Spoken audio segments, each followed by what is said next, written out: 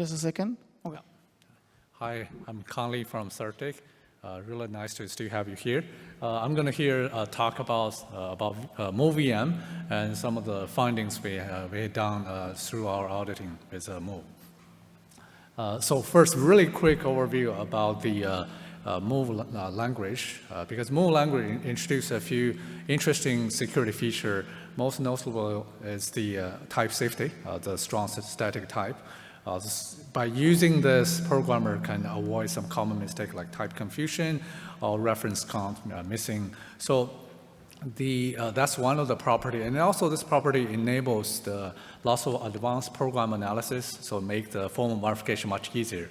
Another noticeable security feature introduced by the Move language is the resource-oriented programming. So it allows user to use a native type like coin or token, so that once you use this, you will not easily, get the coin to disappear or duplicated implicitly. So all these features, programming language feature, are actually well studied by the research community, and so this brings, supposedly when your code use Move language, it's much safer than those don't have the, like say, type safety. Now, because of all these features, the development process is slightly different from other language when you use this to develop smart contract module. So because the type safety is enforced in the bytecode level, so when the programmer wrote the Move code, when you first certainly compiled it to Move bytecode, but when you use bytecode, when you try to publish or load your module, the Move validator actually going to go through lots of validation verifier process to make sure your code does not violate all these type of safety enforcement. So there are also you can do because of the type safety, the developer also can put in some specifications, so you can also run Move prover to check certain properties. Now, attacker doesn't have to follow all this, So even you have a bunch of check, put into the compiler, and you generate your Move bytecode using that. The attacker doesn't have to be going through that process. So this is basically the threat model we look at. So if you are in the early morning talk by Peter, threat modeling is really important for us to think about the security aspect of protection. Same thing in my previous talk.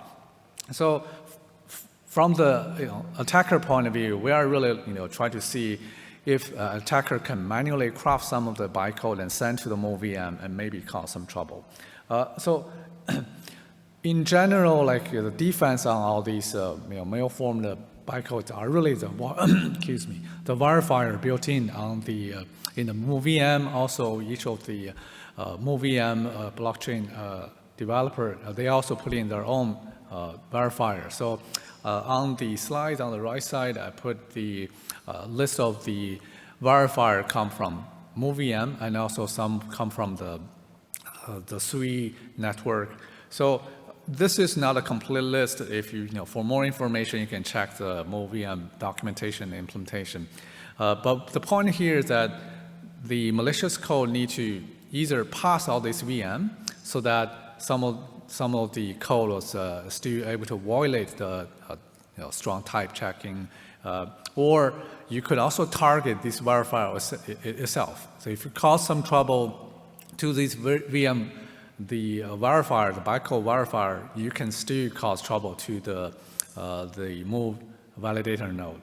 So in general, we consider the attacker can either target the correctness of all these verifier, or you can target the robustness. On the correctness part, if you have some logical error, then potentially you can get your bytecode past the verifier, and the consequence is that likely you can either forge or steal coin.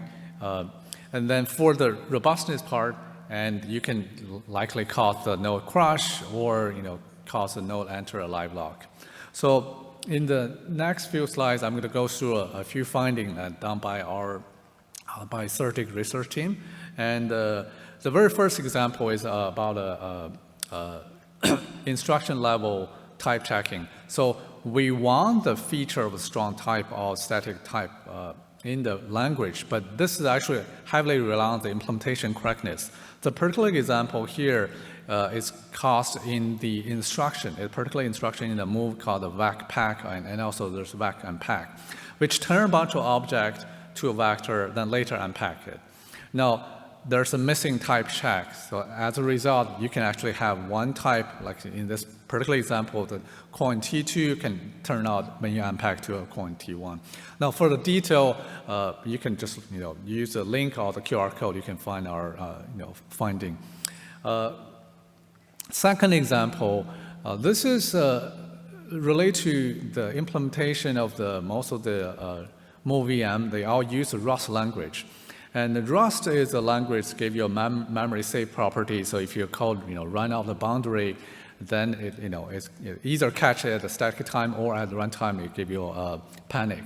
Now, you got to handle all this panic right. The Rust provide a mechanism like unwrap, allow you to capture all this, but the developer has to explicitly do those. And there's also some implicit case you can cause panic.